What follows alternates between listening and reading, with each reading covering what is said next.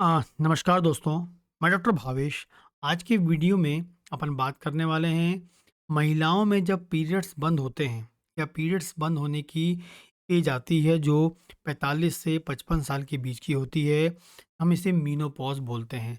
यदि इस अवस्था में कोई महिला आ गई है तो उसकी बॉडी में कुछ सामान्य बदलाव आपको मिलते हैं। सामान्य बदलाव, इसके अलावा शारीरिक रूप से भी, मानसिक रूप से भी बदलाव उसको मिलते हैं। शारीरिक रूप से भी मिलेंगे और मानसिक रूप से भी उसको बदलाव मिलते हैं। वो कौन-कौन से बदलाव मिलते हैं, वो अपन बात करने वाले हैं, क्योंकि वो हर महिला में मिलने ही वाले हैं। यदि आपको ये बदलाव के बारे में पता रहेगा, तो आप समझ जाएँगे कि आपकी जो टाइम अभी चल रहा है, ये मेनोपॉज़ की ओर जा रहा है या मुझे मेनोपॉज़ आने वाला है। जो भी यहाँ बताने वाला हूँ, वो एजुकेशनल पर्पज़ से होता है।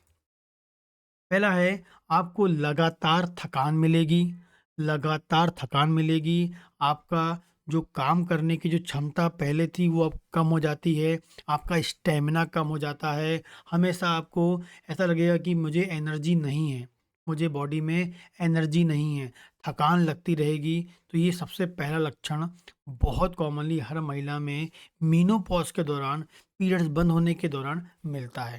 तो हमेशा उसको थकान लगती रहेगी। उसको लगेगा कि मेरा स्टैमिना ख़त्म हो गया है, काम करने की जो पहले फुर्ती थी वो आपकी कम हो जाती है।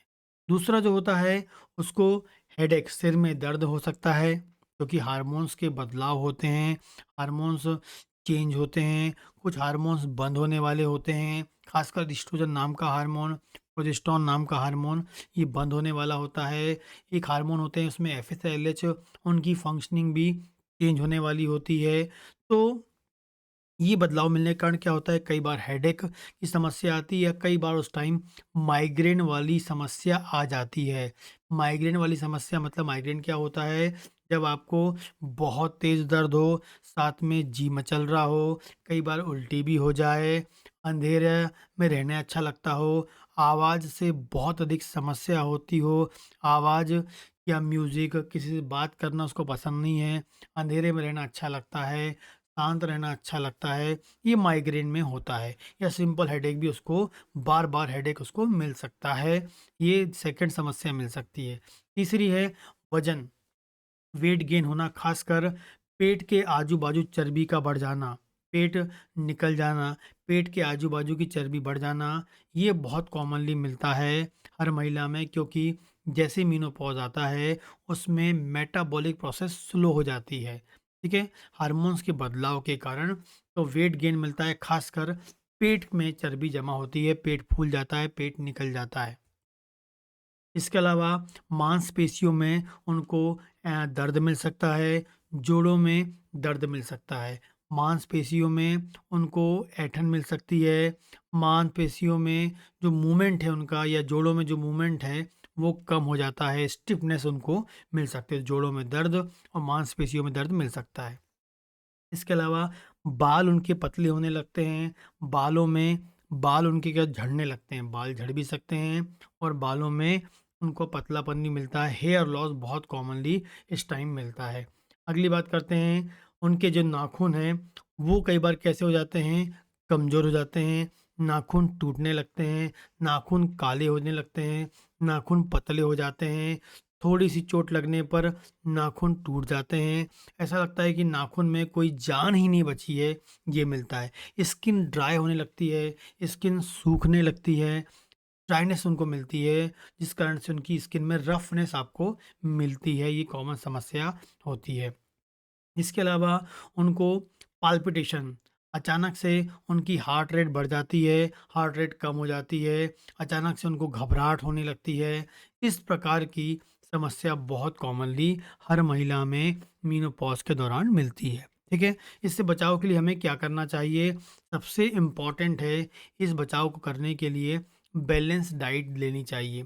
अब डाइट में सबसे इम्पोर्टेंट आपको याद रखें, रोज़ाना आधे घंटे की धूप ले लें, रोज़ाना आधे घंटे की धूप ले लें, बहुत ही इम्पोर्टेंट है, जो विटामिन डी को देता है, ठीक है? साथ में अधिक से अधिक फल खाएँ, अधिक से अधिक फल खाना चाहिए, आपको अपनी बीमारी से बचाता है और तीसरा उनको 1 गिलास दूध ले लें।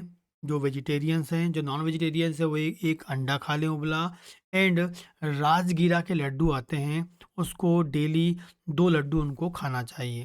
ठीक है? तो अब आप क्या करें, रोज़ाना आपको क्या करना है, 1 अंडा ले लें, नॉन वेजिटेरियन है, वेजिटेरियन वाले जो हैं 1-1 गिलास दूध पी लें, राजगीरा के लड्डू खा लें, फल ले लें, ये आपको करना चाहिए। अगली बात करें, रेगुलर आपको आधे घंटे की एक्सरसाइज़ करनी है, जो आपके लिए बहुत अधिक ज़रूरी होती है, जो मोटापे से बचाती है, जोड़ों में दर्द से बचाती है, ठीक है? आपको एनर्जी कम लग रही है, उसमें आपको इम्प्रूवमेंट देती है। डेली 10 से 12 गिलास पानी मेंटेन करना है, हाइड्रेट रहना है, ताकि बॉडी में सूखापन ना आए, आपके जो स्किन में जो बदलाव है वो ना हो। ठीक है? यदि आप रेगुलर एक्सरसाइज करते हैं, डाइट लेते हैं, तो जो आपको हार्ट बीट आपकी बढ़ती कम ज़्यादा होती है, उसको भी वो मैनेज करता है। ठीक है? इसके अलावा यदि आप एक्सरसाइज करेंगे तो जो आपको स्ट्रेस होता है उस दौरान, उसको आपको मैनेज होता है, या आप स्ट्रेस में तो स्ट्रेस को मैनेज करें, और हर 6-6 महीने में रेगुलर डॉक्टर से चेकअप कराते रहें, ताकि आपकी बॉडी में किसी प्रकार के न्यूट्रिएंट की कमी ना हो। खासकर इस एज में कोलेस्ट्रॉल बढ़ जाता है, इस एज में विटामिन डी कम हो जाता है, कैल्शियम कम हो जाता है, विटामिन बी 12 कम हो जाता है, थायराइड होने की संभावना होती है, डायबिटीज़ होने की संभावना होती है। इसलिए प्रॉपर रेगुलर चेकअप कराएं, ब्लड टेस्ट कराते रहें, हर 6 महीने में कराएं, ताकि आप अपनी समस्या से बच सकें। ठीक है? बैलेंस डाइट लेंगे, रेगुलर एक्सरसाइज करेंगे, प्रॉपर पानी पिएंगे, स्ट्रेस से बचेंगे, तो मुझे लगता है कि आप इस समस्या से 100% बच सकते हैं। और खाने का जो टाइमिंग है, सुबह 8 से लेकर रात के 8 के बीच में ही खाना है, लेट नाइट नहीं खाना चाहिए, नहीं तो आपकी जो समस्याएं हैं वो और अधिक बढ़ती हैं, पेट की समस्या भी आपकी बढ़ती है। तो आप ये करें और अपनी समस्या को हमेशा के लिए ठीक करें। नमस्कार।